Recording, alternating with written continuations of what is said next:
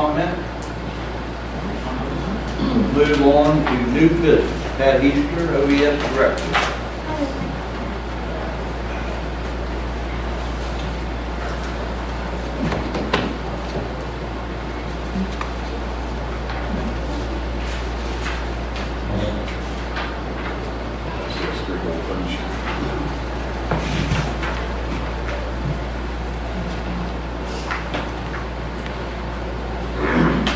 Thanks, Pat.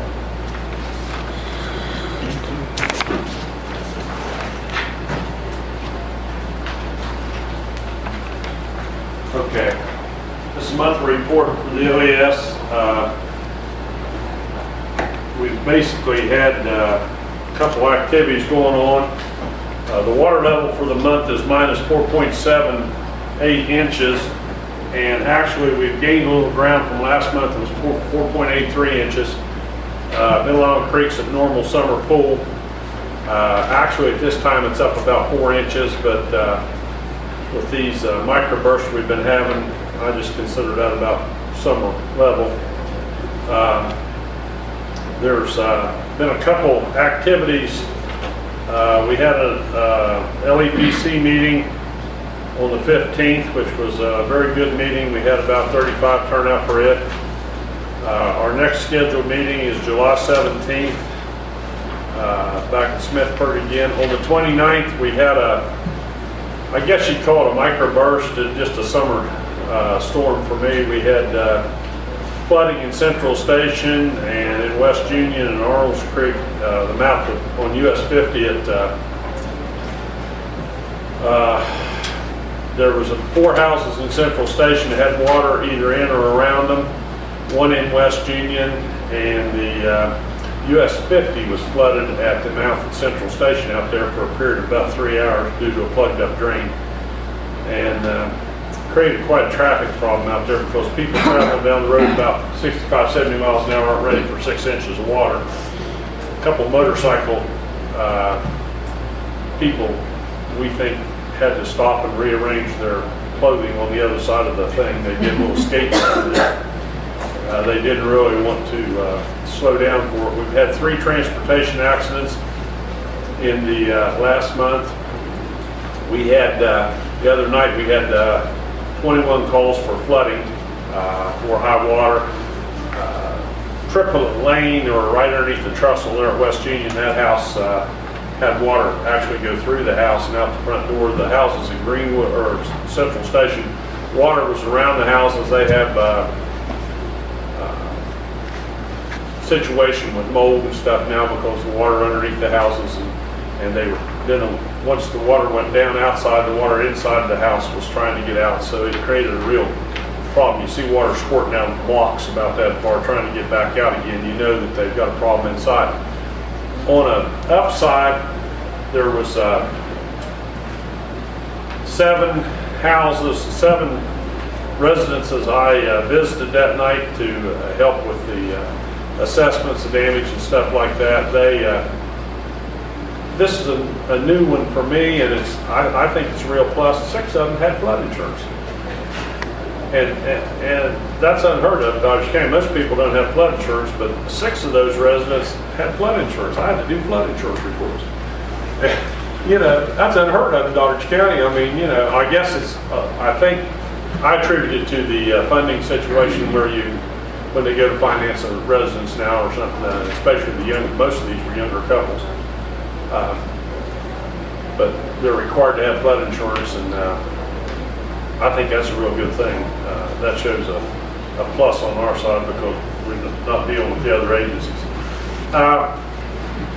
On the downside of that, most of the problems were created by plugged drains, no maintenance or lack of maintenance on the above road side, and the houses that were all located on the lower side of the roadway, and created a run over with the microburst, and Middle Island didn't raise 4 inches, so I mean, you know, it wasn't much for the county. On the issue of pumping water from the creeks, I've contacted the DEP. Mariana, you gave me some names. I contacted the top guy with the DEP. Anyway, he referred me to another gentleman, and I did not bring that chain of command with me, but I got to a person who informed me that there was 19 pumps stations in the county, 19? There's actually, there's 28 or 29 in the Okay. county. Those are recognized. They are pulling, they either have pulled or are pulling 19 of those. The one at the mouth of my hall is going. They're checked. You have to check out the county. He was supposed to email me a copy of those ones that are being pulled from the creeks. They have some kind, and I requested this from the DNR. I get all those abbreviations confused, but the DNR told us that they have a stream flow agreement that, and part of that's at the football field. If you'll notice, they put a new thing in at the dam. There's a white piece of pipe coming up with a station there bolted to the rails, and there's a stream flow agreement. When the flow gets to a certain point, the pumps are pulled. Okay, and But coincides with the season of the year too, I think a lot. But anyway, I've seen 3 of the pump stations pulled, going, cleaned up. They're going, pipes are still sticking out of the creeks where they could, inlets are still sticking out where they could move back in, but they're going. So we're gaining ground on the pump situation, and it's not a dead. We talked about 3 meetings ago. I talked to Mr. Robinson. I said we'd work on a letter, and in pursuit of that, I've never got to the letter, but we're getting results, so they must be listening to us somewhere. That's basically it for the county. Thank you, Pat. Item B, county website.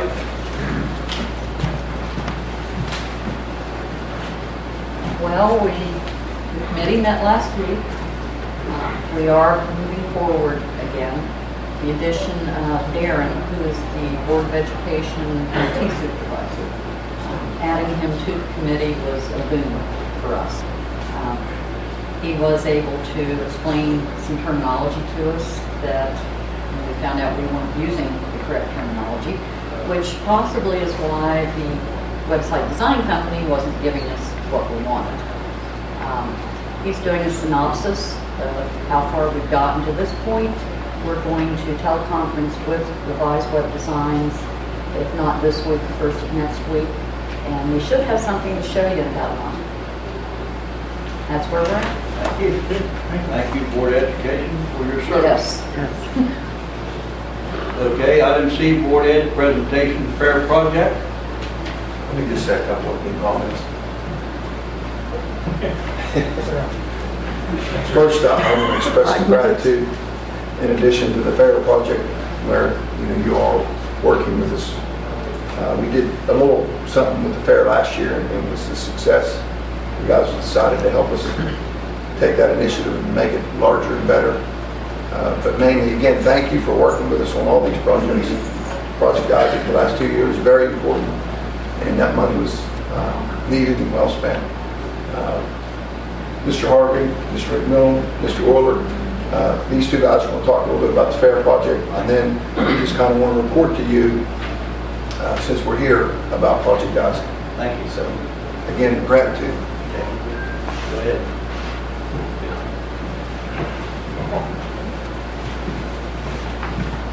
I guess to start this off, this is a in-progress report from what we informally discussed several months ago as to him adding some situations to the county fair. Over the years, we've promoted the county fair as an educational entity within the county, not just recreational, but educational. excuse me, could you just identify yourself? Because not everybody knows who you are. I'm Okay. sorry for interrupting. That's not a problem. I'm Phil McMillan, and I'm representing the Doggies County Fair Board. And Jeff Harvey's representing the Board of Education. So I'm the Director of Curriculum and Instruction for the county. Apologies, Rick Hodgman, Superintendent. Thank you. Sorry for interrupting. no problem. But anyway, we started discussions, and last year, as Rick mentioned, we did a short educational program one day for the elementary school, brought them out to the county fair one morning, presented them with numerous educational opportunities on the grounds, but we didn't go nearly as far as what we had always felt that we could and possibly should. With our discussions starting early spring, we've come up with a program this year that is, I think, 5 years probably ahead of where I thought we would be at this stage, and that is thanks to the Board of Education for what they have put together. And I'm going to let Jeff speak at this point and talk about specifics as to what we put into the program and all of the work that they've done. So, and then I've got a couple of comments at the end. So, and John, why don't you tell them what we did last year too? Please. Sure. What I gave you was, I just kind of gave you an overview of everything that has occurred since the beginning of spring, both on the Fair Board and then with Mr. Sandor visiting a Board of Education meeting. This kind of was a result of you all having some discussion, I believe, on being interested in the middle school students in particular, and maybe a concern that some of those kids, whether it be transportation based or whether it be financially based, how many of those children get to participate or attend or be a part of the fair experience.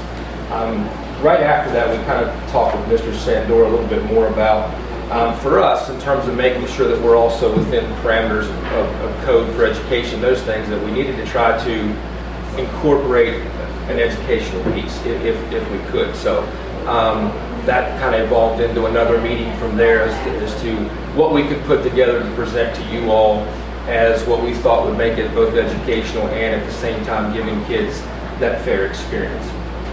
Going back to last year real quick, we did basically a 3-station experience for just the elementary school kids. And it did not include any components of the fair in terms of the activities there. It was the barn area, the exhibit hall, and the old school. So each elementary student went to each one of those stations for approximately 30 minutes, and they saw how animals were shown in the barn area. They saw the exhibits and things that were present in the exhibit hall with the 4-H stuff, and then they saw the stuff down at the old schoolhouse, the history and that kind of thing. Ironically, we thought that actually what turned out to be the most favorite of the students was the old schoolhouse, and we thought in the beginning that would probably be the thing that they were least interested in. But so that brings us to where we are now. What we have done is we've, along with the County Commission, we've also brought in the County Extension Agency. We've brought in the Historical Society, as well as the middle school and the elementary school, as well in the BOE.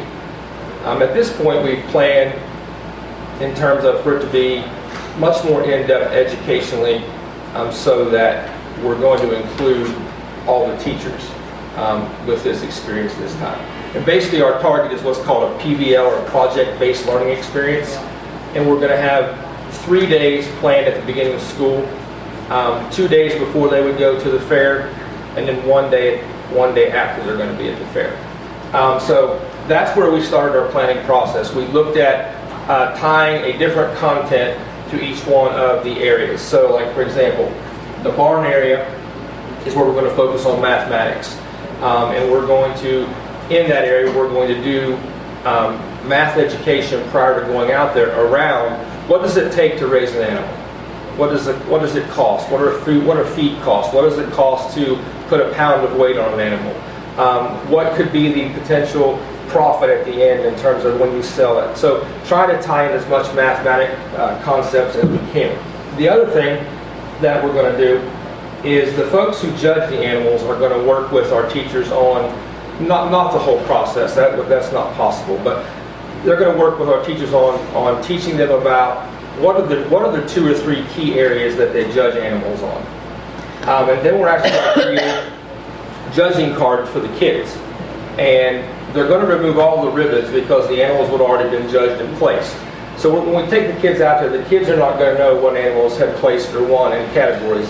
And we're going to have those kids then do their own judging, and then we're going to come back and compare how well did our kids do based on those criteria, along with how the real judges would have scored them. So that would kind of be the math area at the barn. Then at the exhibit hall, we're going to make sure that we divide the kids up evenly in terms of who have exhibits there. And then we're going to work with them on their presentations, so that every group that comes through, they'll have hopefully about an equal number of kids who can do presentations to their classmates. So we're going to be working on the communication arts standard there in terms of the West Virginia standards with that. As well as focusing on the vegetables and fruits that are more prevalent locally. And ironically, with talking with the group and Ms. Hudson in particular, felt like kids, beyond maybe the things they would see every day on their kitchen table, don't really have a good understanding of what those things are. So we're working on them identifying those things as well. Going down to the old schoolhouse, we wanted to keep the historical piece because we thought that really went well last year. So that part will stay. We're going to bring in a storyteller of West Virginia. We want the kids to get some historical background through stories, whether it be about Doddridge County, whether it be about West Virginia in general. We're looking at the other components being music and arts and crafts of Appalachia, being part of that area down there as well for kids to experience. And then the focus for the social studies and English language arts writing standard is going to be around the West Virginia seal, because that coming out of Doddridge County. What we're going to have the kids do is, instead of just hearing the story about it coming from Doddridge County, we're going to have them get more information on why are the components in the seal there? What does each piece of the seal represent? And then we're going to have the follow-up activity be back at school the day after, in which we're going to ask students to design West Virginia seal for 2014. What would it look like if they were responsible for designing it today? What would they put in the seal based on their world today as to what was in there when the original seal was created? So that's kind of where we are with the planning process. It's actually taken off on a positive life of its own. We've presented to both faculties at both the middle school and the elementary school. Majority of the teachers are very interested in pursuing this as a good way to open up school. August the 5th, we're going to do a planning day for teachers, in which we're going to we normally have a summer work session in which they can come in and work 3 hours. On that particular day, we're going to pay them actually if they want to come in and do pre-planning for this fair project. And then we have meetings planned monthly with the groups I mentioned who are involved, so we're going to continue to basically prepare materials for the teachers to have, so that the teachers don't have to come in and feel like they have to do all this background research. So we're just going to have that kind of ready to give them. Anything else you want to add? Questions? I have a question. When the kids go back for school activity the day after, and they do their renditions of what the 2015 seal would look like, would it be possible to put this out in the community? He has a plan for that. Okay. As we talked about that, one of the first thoughts I had was we every year on all of our publicity for the county fair put a seal, and so what the county fair has agreed to do is that the winner of this contest, or if we want to call it a contest or whatever, we're going to adopt that seal as our 2015 Doddridge County Fair seal, and it will go on all of our 2015 publicity that we do. In addition to that, we have in the past, people who have designed things for us, given them a pass for the next year, a weekly pass, and that will be provided to the winner of this as well, so that they have a free pass to the 2015 County Fair. So we wanted to honor that person as well from our standpoint. So yes, we are planning to use the design that they come up with, and hopefully that's a little more encouragement for them to put in all of the things that they can. And my last comments, I guess, basically is the county fairs were started back in the 1700s in the United States as an educational purpose. And hopefully we're back to fulfilling that as an educational purpose here. There's so much to be learned by everyone, and if we can start with our elementary and middle school and make that grow, and the collaborative effort between Butch and the Board of Education and the Extension Office in helping us to pull this together to be at the county fair, I think is just a great opportunity for Doddridge County to grow. And I will tell you quite honestly, I've worked in several states with several county fairs, and I don't know of any county fair, any place that's doing anything in this line. So I think this is a great step forward. One of the last requests that I guess was made was as we expand this program for the middle school, can we provide opportunities for them to ride the rides as well? And so I went back and approached our carnival and asked them, I said, can we take the afternoon, the 2 hours in the afternoon, and provide to them 2 hours of free rides on all of the rides? They come back and told me that yes, they would be most happy to do that. Their costs are going to be about $2,000. And I guess item E on here was a request from the county fair, and we can eliminate that at this point, is would ask if there's a possibilities that that $2,000 could be added to the county fair budget for this year, and then we can settle up with the gamble amusements straight whenever we do that. And so that would be my basic request to you, is an adjustment to our budget for this year to cover those expenses. And I look forward to this, and I think we all do. This is not going to be a one-year project. This is designed for a multi-year project, and hopefully it goes on long after I'm doing anything with the county fairs. But we appreciate the collaborative efforts that have occurred here. This is just a fantastic process that we're going through, and as I said, I think we're 3 to 5 years way in advance of where I thought we ever could be with it. So I want to thank you all, and we'll proceed from that. And I understand. Yeah, you have a couple of things to add there. Yeah. What I wanted to mention that I forgot to mention was we are planning a slightly different experience for the elementary students and the middle school students. With the elementary students, there's a lot of concern with the size of the elementary students and height requirements for the rides and all those kind of things. So we chose not to include them in that particular portion of the activity in terms of riding the rides, and we felt that would be actually more cumbersome than what you would get out of it. So we did plan actually entertainment for the elementary students. We're bringing in, and we're able to tie it into our anti-bullying campaign for school. So the entertainer is actually going to have, that's going to be the theme. So the kids are actually going to get to see a show while they're there as well.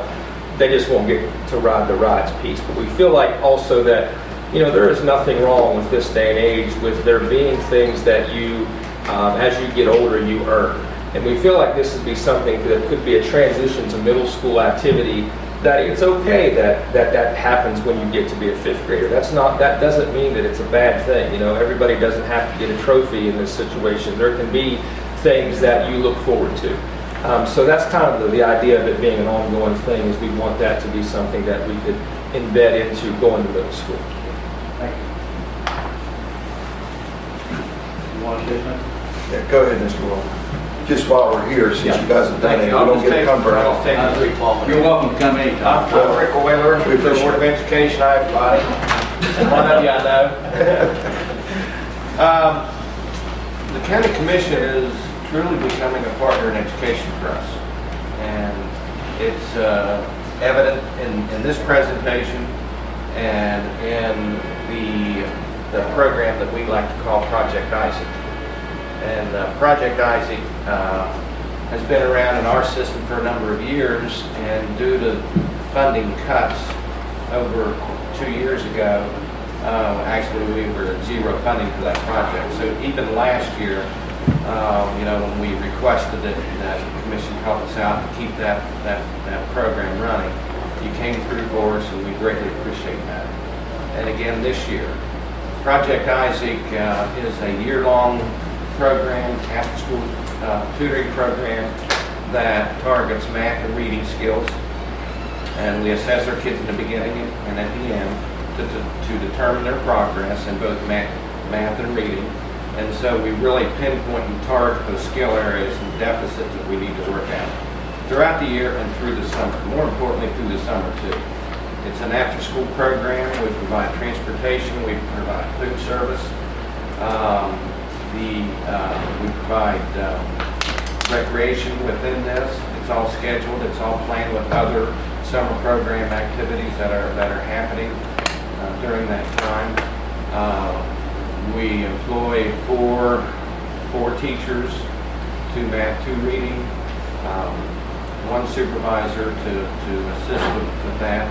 We serve excess of 100 students in this program, provide hot meals for them, snacks. It's just a great, wonderful program, and it's very successful. It's going to start on June 23rd and finish August 1st through the summer. So that we greatly appreciate it on behalf of the board, the BOE. Thank you all very much for your contribution and assistance with this. Anything else? Thank you. Really, Project Isaac is critical because when you have kids that are behind, and it's probably one of our best efforts to year round, get everybody, at least our best effort of getting them where they need to be. And our Project Isaac is really a model because of that man right there. And a lot of people come and see how we do it. And it is a good program, and it would have went under probably if you guys hadn't stepped in with us a little bit of money. And now we've built into this year's budget, and we're going to continue to help us. It's real important. While we were here, and I'm going to leave these up here, I already gave one to Mike, the paper. We have also coming a school-based wellness center. I had the privilege, when I worked 5 years in Pleasant County and 3 in Ritchie, of having a school-based health center. In most places in West Virginia, if a kid gets sick, he comes to the office, sits down in the chair, call mom or dad or grandma, and they come and get him, school's over. If you have a school-based wellness center, what you do is we'll have a parent volunteer will walk them to the wellness center, and it's basically a triple wide that we're given a permanent foundation, permanent steps, and a permanent wheelchair ramp. It'll be right between the middle school and the elementary school, actually closer to the middle school. And what will happen in that scenario is the student will be brought in, they'll take their temperature, they'll look in their ears, they'll look in their throat, they'll ask them some questions, and they'll maybe say, you need to go back to class, or they'll start the process. And in addition to medical care quickly, the parent not having to leave work, the student not having to leave school, which of course, if you're in school, your attendance is better, you're going to receive more educational services, you're going to do better as a student. Parents, of course, are going to appreciate it because they're not going to have to leave work and bring a kid home. Also, they will contact the pharmacy. That whole process will be simpler. There'll be some preventative other wellness things, such as dental care, a couple times a month. Some of these kids never get to see the dentist, and they'll be able to now. So I can't really say any more than that for the sake of time, but it's a great, great thing. You've probably seen a big hole over there by the middle school. That's where the foundations, they're just starting to do that right now. I'm going to leave these up here.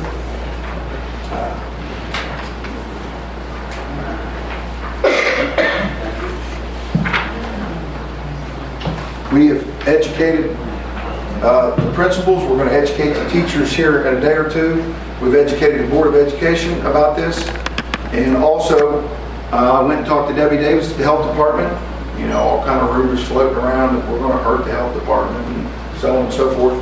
So we've been proactive on that. She's going to be included, and we're going to collaborate with the Health Department. And so that's not going to be an issue. Hasn't been an issue in any county. It won't be here. The other thing I wanted to mention to you is We've been very aggressive the last 3 or 4 years on improving our facilities, but again, that wouldn't be possible if it wasn't for the citizens of Douglas County. And what I mean by that is, we've continually passed our levies in this county since 1949. It's appreciated. We're talking some of the best schools and facilities in West Virginia, and it's because of our citizens. Education is a priority, or they wouldn't have passed all these levies. It's a little bit of an additional tax burden on everyone, including myself, but trust me, it's worth it. Where better could you spend your dollars? And we're putting it to use. So in saying that, when we have the opening of school, we'll be putting it in the papers.